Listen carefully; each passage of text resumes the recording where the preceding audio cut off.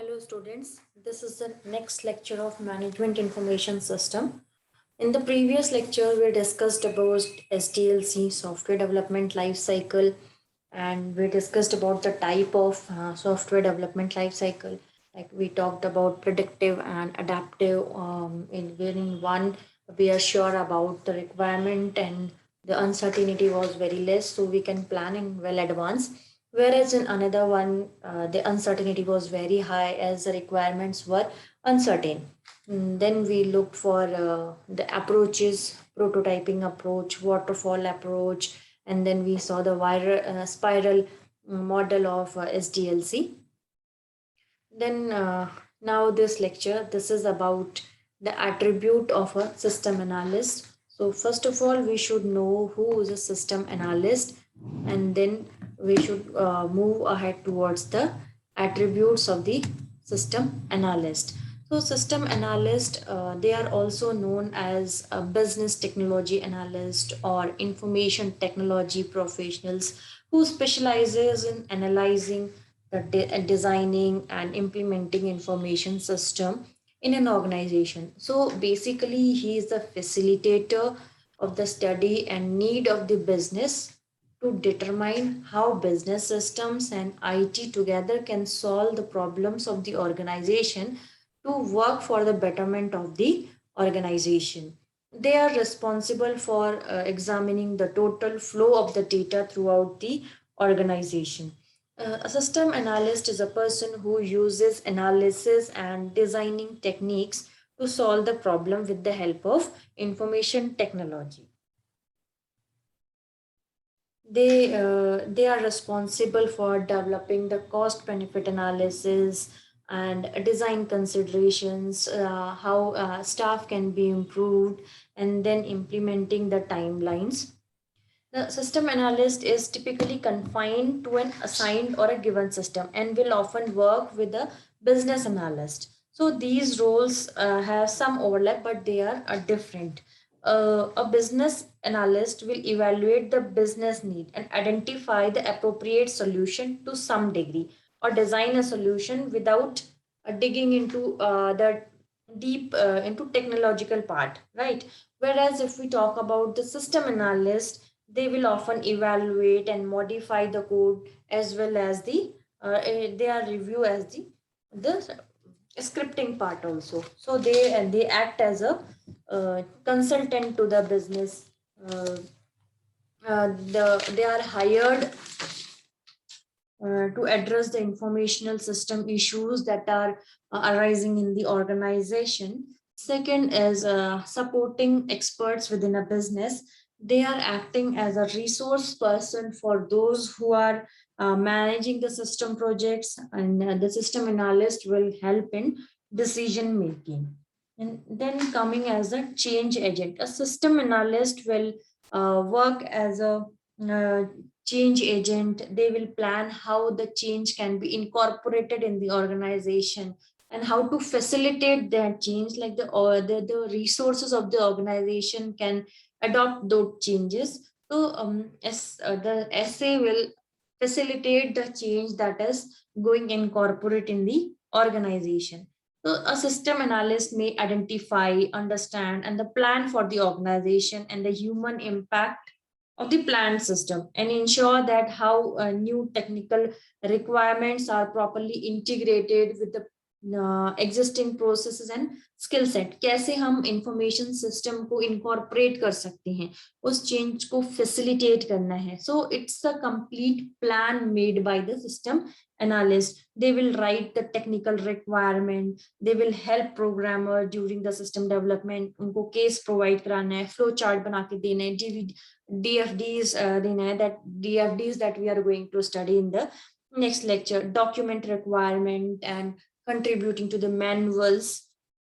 So these are the different tasks that are interacting with the internal users as well as the customers, and the document requirement, then producing it to the business, and then developing the final product. So system analyst will be an important uh, for an organization.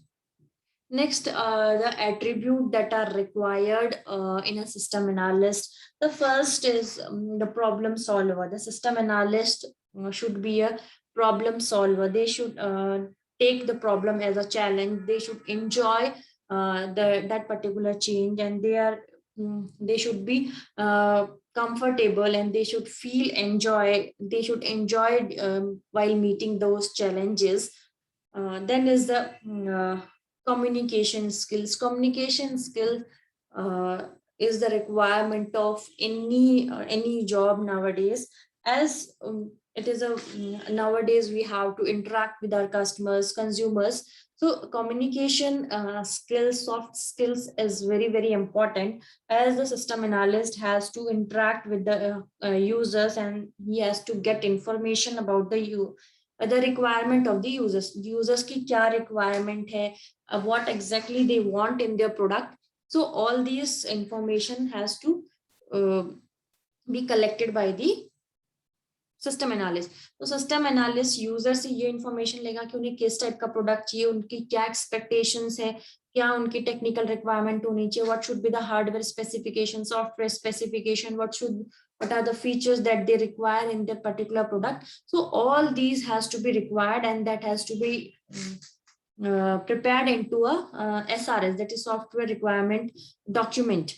Or so that is to be collected by the system analyst. So to communicate with the user and to communicate the requirements of the users to the organization, so that requires a good communication skills.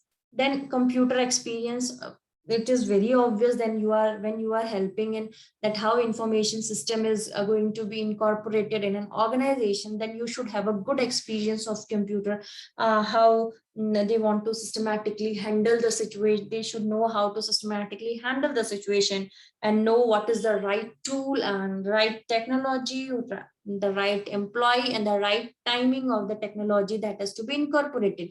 So you should know the capabilities of the computers.